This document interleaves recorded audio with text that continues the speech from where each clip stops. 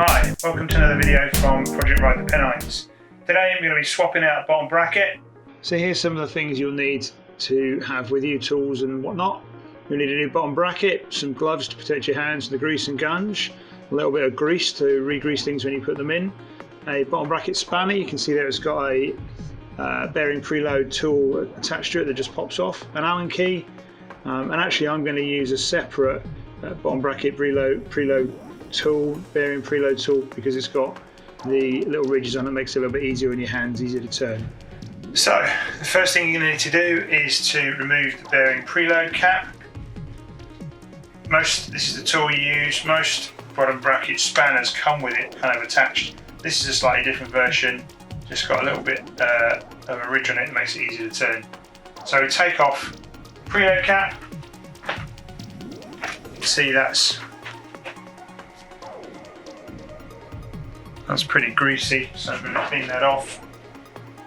Give it a bit of a clean. Always good to do that when you're stripping anything down. And then we need to remove the crank arm itself. On the Shimano system, there are two pinch bolts that hold it on to the axle, the splines. So we'll pop the Allen key in there and just undo those. You want to try and undo them fairly evenly, so you're not taking one off and then the other off. Just undoing them, otherwise you're putting uneven tension onto the crank, just a few turns each. And the other thing to bear in mind is that with these Shimano cranks, there's actually a little spacer piece just in here that you don't want to lose. Once you've backed those off so they're fairly loose, you then usually need to flip that out just so it sits up. You don't want to lose it. You can use a screwdriver, or if you've got small fingers you can do that. You can see it coming up just there. I'm going to take the bolts completely out on this side. There we go. Oh, as you see, there's a little washer on them, so once you've got the bolts undone, the crank arm should just slide off. Now if the crank doesn't want to come off, you can get your soft face mallet and just give it a gentle tap. So we'll see how we go first of all. But as you can see there, it just slid off and there's a little spacer. So that's the crank arm off. Not long, didn't have this off long many weeks ago to be able to just try to grease it and see if that was the problem with the bracket. But it's got fairly gungy already, fairly dry conditions actually, so it's interesting. It's getting dusty and dry instead of the usual kind of gunge mud. Right, we want to take the axle all the way out through, so first of all pop the rear mech. It's a SRAM rear mech, so we'll pop that down so we can just lift the chain off the chainring quite easily. And then the crank should pull through nicely like that. If it doesn't, you can knock it gently on the other side with the soft face mallet. Again, we'll just clean some of the gunge and grease off that. Good to do that. We will re-grease it when we put it back in, but that's where we're going for now. So put those down the bench. Now then, you can see that we've got fairly dirty face there. You can see there's an awful lot of gunge on the surface here, so I'm going to clean some of that off anyway. But we are going to be taking that out eventually anyway. So this is the bottom bracket here. You can probably read on the side Shimano hopefully saying do not disassemble, and we need to take that out. Now this is a threaded bottom bracket, so it's actually into the frame. The frame itself has threads, and you have to be quite careful when you're working with threaded bottom brackets, because in a soft aluminium frame, if you cross thread it or get it misthread, you can actually damage the thread inside the frame. It's not so much of an issue on this bike because it's a steel frame. but you still need to make sure you get the threads aligned properly.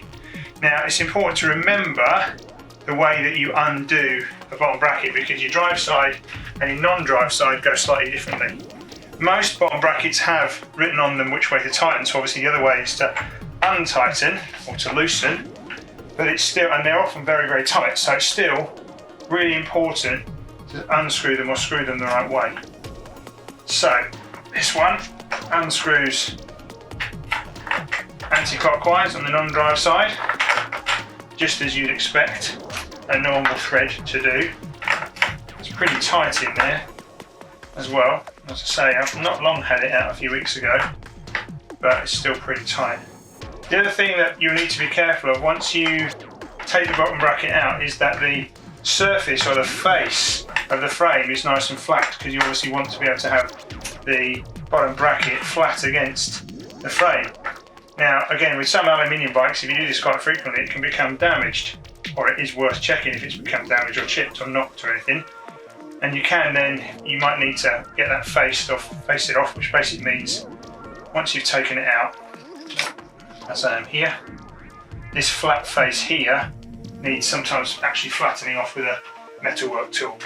Now that's quite a big job for a home mechanic, so you can often get your local bike shop to do that for you. They probably won't charge you too much. So for the drive side, this is the one that's a bit weird. So because it's on the drive side, it's a reverse thread. So to undo it, you're going to turn the spanner clockwise, which is quite counterintuitive, because you would normally turn things anti-clockwise. So you're going to get it down like that, carefully it doesn't slip off, and you're turning it like so. Oh, get your spanner on.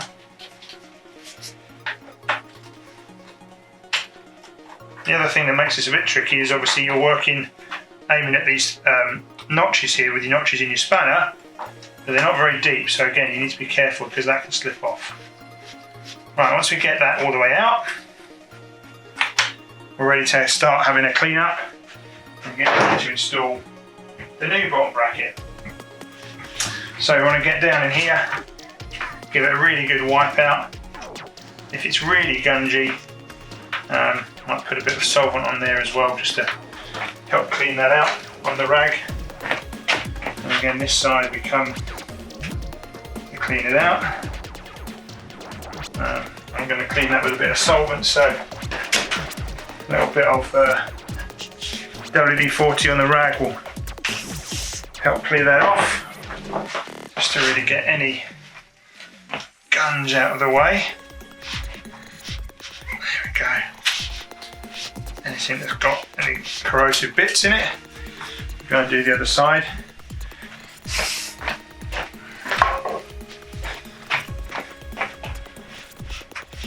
So some bikes will have a press fit bottom bracket where instead of the cup screwing into the frame like this one, what actually happens is the cup is pressed into the frame, and then the bearing race just sits inside that. That's a little bit more tricky to replace, because you have to press it. Sometimes you've got to press the cup or press the bearing face there.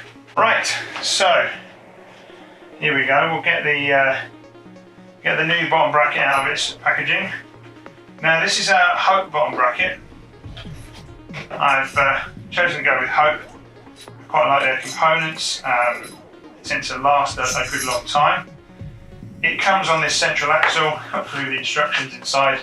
And the thing to note is that it's got these spacers on it. And these spacers, it's important to know how many you need. So where I took mine off, you might be able to see that there's one spacer. There's one spacer on this one. Now this is because the width of the bottom bracket shell down here is 73mm. The same bottom bracket can serve a 68mm bottom bracket shell, but you have two spacers on one side and one spacer on the other side, which allows you to make up that width. So on a 73mm, then you're having one spacer on the drive side, no spacers on the non-drive side. On a 68mm, you're having 2 spaces on the drive side and 1 on the non-drive side. So it's worth noting that and bearing that in mind. So I've got the spaces here I've just taken off. We can see that it's the same size, the same size axle. It's in there quite nicely. That's going to rotate around nicely there. I've gone for Hope. I tend to prefer Hope components. I find that they last a very long time, and this one has got, unlike the Shimano one, you can actually take out the bearing. You can remove the bearing race just in here, and then the bearing race itself is entirely replaceable. So as opposed to hopefully having this, it'll be a long time before I have to replace this, whereas the Shimano one says all over it, do not, I don't know if you can read that, do not disassemble, which is not great for longevity. So in terms of reinstalling, what we're going to do, we're going to put a little bit of grease on the threads here.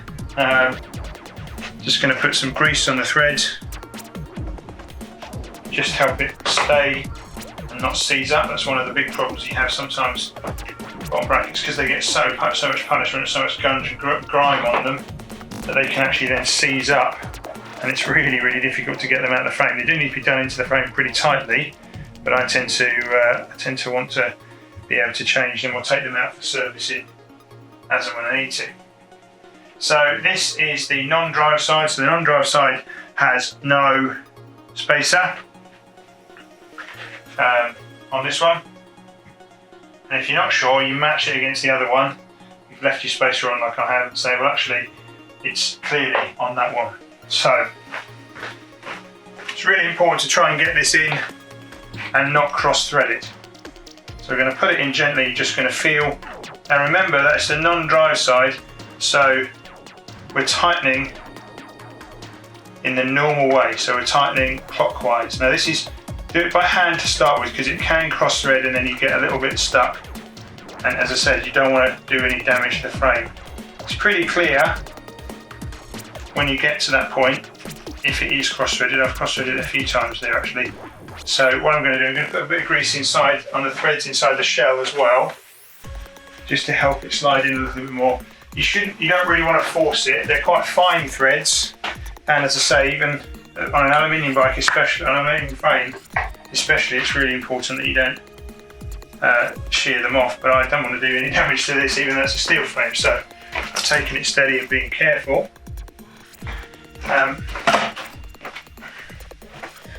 Let's see how we go with this one.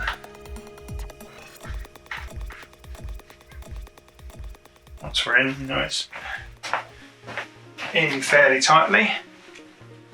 Feel that's not cross-threaded. And it should then snug up quite closely to the frame. Okay.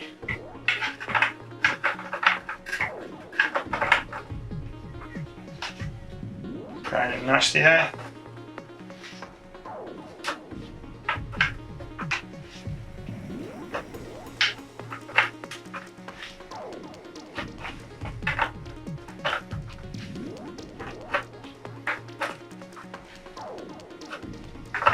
It becomes pretty obvious when you've done it up far enough. Obviously the threads have all disappeared, but it gets very tight very quickly.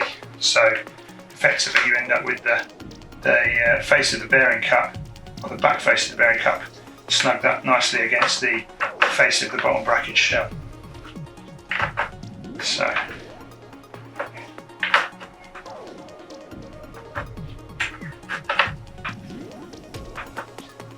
you can see we're nearly there.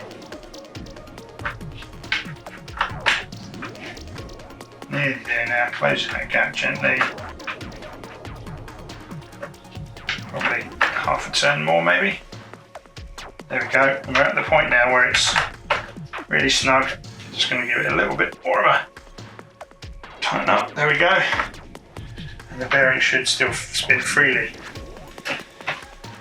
Now obviously on the other side, I'm going to do the same again with the threads, where I can remember what I've done with the grease. Put a bit of grease onto the threads themselves.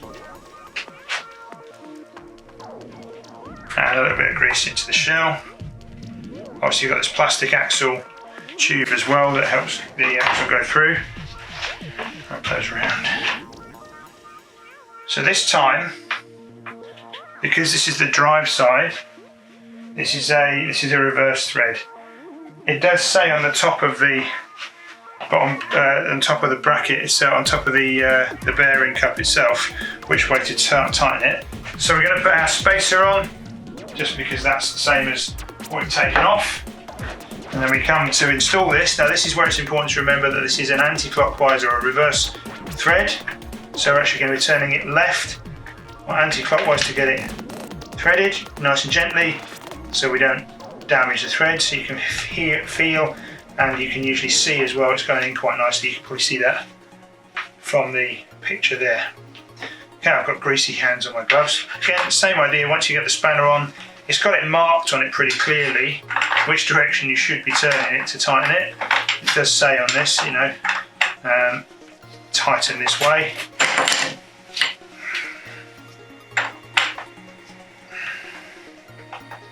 You can't usually get the spanner to go all the way around because the chainstay sticks out a bit, especially on a bike like this.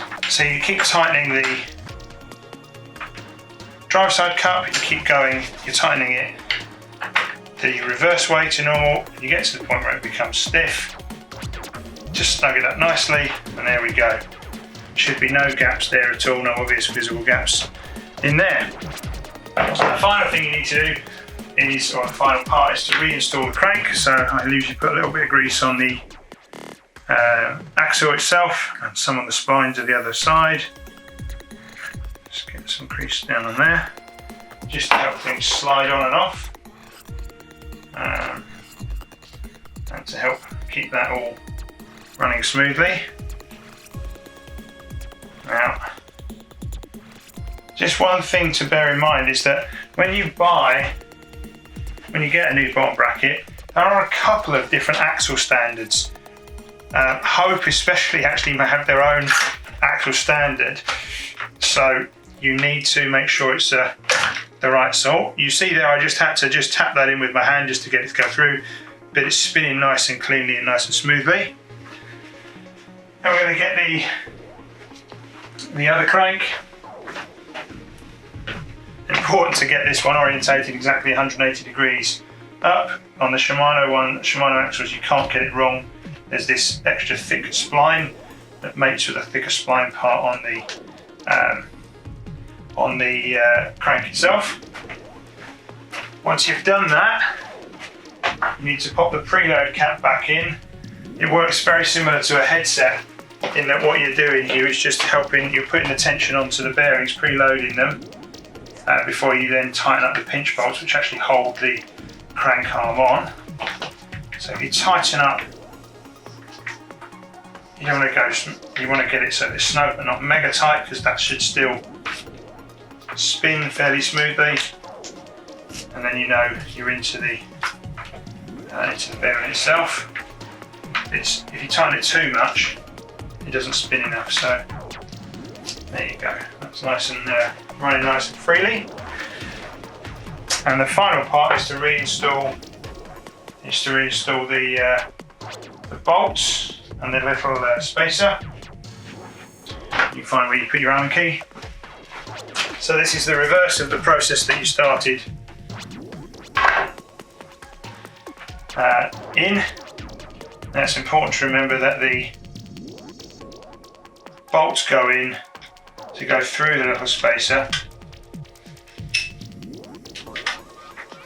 Pop those in. Now what I tend to do, so that we've got equal tension, is I do those up until they're just so the Allen key stops turning really easy and spinning, and then you can start to go through and tighten them down. Now it's important to make sure the space is down. And in terms of torque on them, Shimano do recommend a specific torque, and you can use a torque wrench on that. What I tend to do is work on the fact that I go to hand tight and then a quarter turn, because you obviously don't want these loosening off on your ride, because they're holding your crank arm on. That could be disastrous. You could at least have the crank come off, and at worst it would be end up with you falling off, hurting your leg, going over the bars. So there you go. It spins nice and freely. And to finish everything off, we just need to engage the chain back on. There's a narrow wide chain ring, so you can make sure you get it in the right place. There we go. And then we release the mech back onto it. And there we go. Nice new bottom bracket installed. So if you want to see more content on mountain bike maintenance, some reviews of equipment, then hit the subscribe button. And if you like this, click like. And obviously if you didn't like it, you didn't like it. See you again.